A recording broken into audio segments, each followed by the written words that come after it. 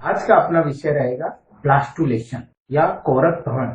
इससे पहले अपन ने देखा था विदलन, जो जायगोट के अंदर समसूत्री विभाजन होते हैं जिससे एक कोशिका से बहुत सारी कोशिकाएं बनती है, वो विदलन कहलाता है। विदलन के बाद अगली भ्रूणी अवस्था, नेक्स्ट डेवलपमेंटल स्टेज आती है ब्लास्टुलेशन। तो ब्लास्टुलेशन इसमें अपन देखेंगे कि ब्लास्टुलेशन क्या होता है और टाइप्स ऑफ ब्लास्टुला क्या होता है। इसमें बिल्कुल पिन पॉइंट क्वेश्चन आता है, describe the various type of blastula present in animals with example. तो अपन इसमें टाइप्स देखेंगे और उनके एग्जांपल देखेंगे। ब्लास्टुलेशन में बहुत अच्छा टॉपिक है। सबसे पहले व्हाट इज ब्लास्टुला। ब्लास्टुलेशन क्या होता है, तो after cleavage a hollow ball like structure is formed which is known as blastula. यानी विदलन के पश्चात एक खोखली गेंदनुमा संरचना बनती है। याद रहे यहाँ पर खोखली गेंदनुमा संरचना बनती है जिसे ब्लास्टुला या कोरक कहते हैं। And formation of blastula is known as blastulation. यानी ब्लास्टुला का निर्माण, कोरक का निर्माण कोरक भवन या ब्लास्टुलेशन कहलाता है।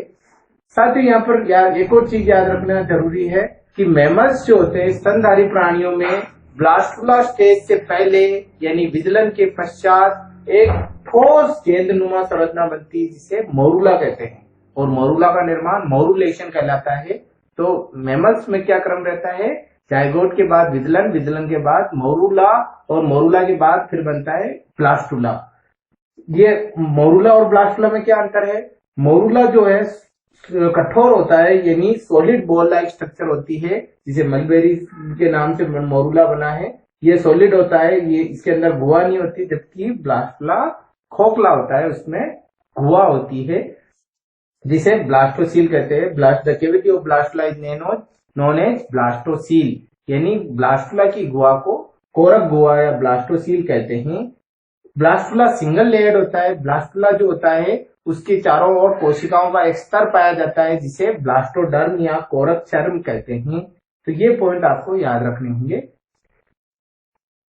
ये मोरुला है जो पूरा ठोस होता है, उसके बाद इसके अंदर कैविटी डेवलप होगी, ये कैविटी ब्लास्टोसील कहलाती है, और ये ब्लास्टोडर्म एक स्तरीय कोशिकाओं का समूह कहलाता है। और इस प्रकार ये एक टिपिकल ब्लास्टुला कहलाएगा। अच्छी तरह से याद रखना है इसको। अब आते हैं टाइप्स ऑफ ब्लास्टुला। ब्लास्टुला या कोरक के प्रकार।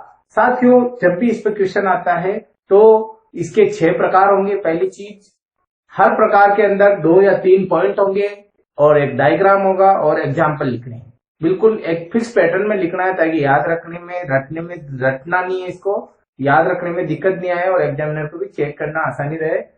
टाइप्स लिखेंगे। सबसे पहले सीलोब्लास्टुला या प्रभुई कोरक कहते हैं, हिंदी माध्यम में इसको प्रभुई कोरक कहेंगे। यहाँ पर सबसे पहले अपन लिखेंगे किसमें पाया जाता है, अंडे का प्रकार कौन सा होगा। साथियों, जब अपन ने अंडे के प्रकार देखे थे पीतक की मात्रा और वितरण के आधार पर, और आपको वहां पर बताया था कि अंडे के अंदर पीतक की मात्रा और वितरण जो है आगे के डेवलपमेंट को प्रभावित करते हैं। उसी आधार पर उनमें विदलन होता है और उसी आधार पर आगे ब्लास्टुला का निर्माण होगा। तो अंडे के प्रकार अपन ने देखे थे। तो किस प्रकार के ब्लास्टुला का, कौन से अंडे के अंदर ब्लास्टुला बनता है और कौन सा विदलन के फलस्वरूप बनता है, ये देखेंगे।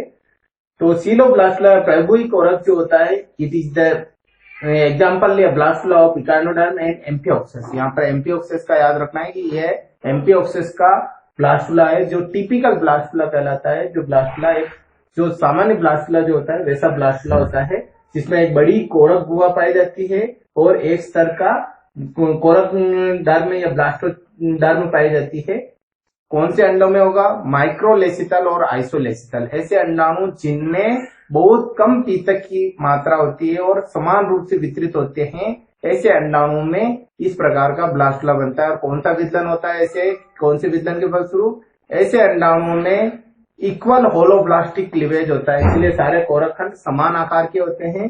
इक्वल होलोब्लास्टिक विदलन के फलस्वरूप ऐसा ब्लास्टुला बनता है। विदलन का प्रकार, अंडे का प्रकार और एग्जाम्पल।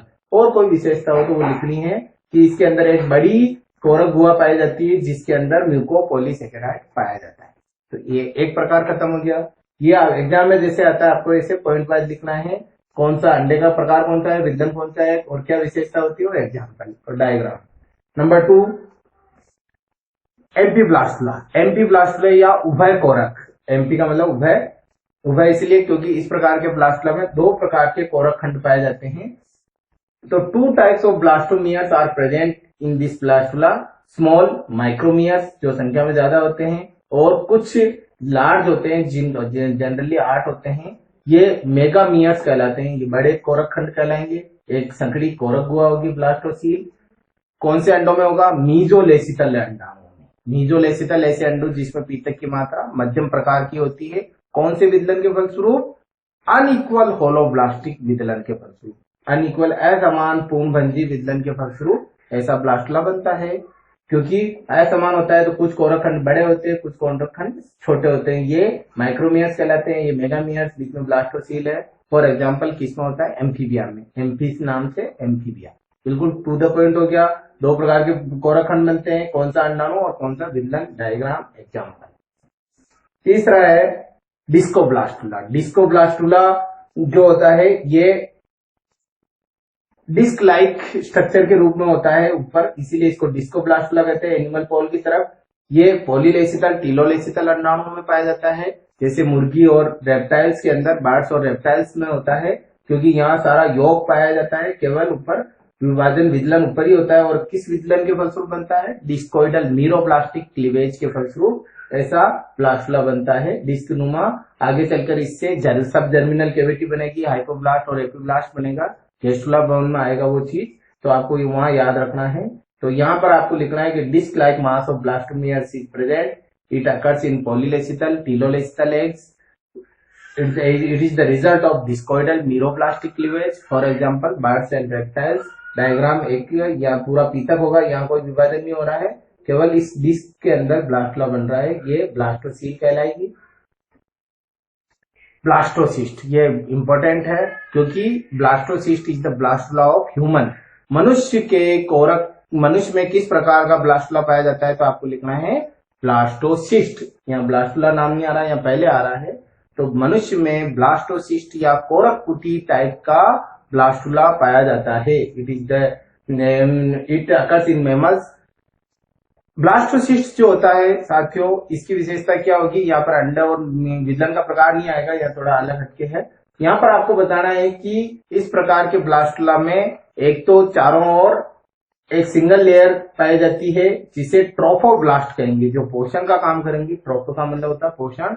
तो एक ट्रोफोब्लास्ट पाई जाती है और अंदर कोशिकाओं का एक समूह पाया जाता है जिसे इनर सेल मास कहते हैं। इसी इनर सेल मास से आगे चलकर एम्ब्रियो बनता है। इसकी कोशिकाएं जो है टोटिपोटेंट होती है, जो अपन स्टेम सेल्स में देखेंगे। ब्लास्टोसिस्ट की कोशिकाएं इनर सेल मास, एक छोटी सकड़ी ब्लास्टोसील पाई जाती है। ये पूरा है, ये ट्रोफोब्लास्ट लेयर कहलाएगी। ये जो कोशिकाओं का समूह है इनर सेल मास कहलाएगा, जो एनिमल पॉल की तरफ होगा। एक ब्लास्टोसील पाई जाएगी।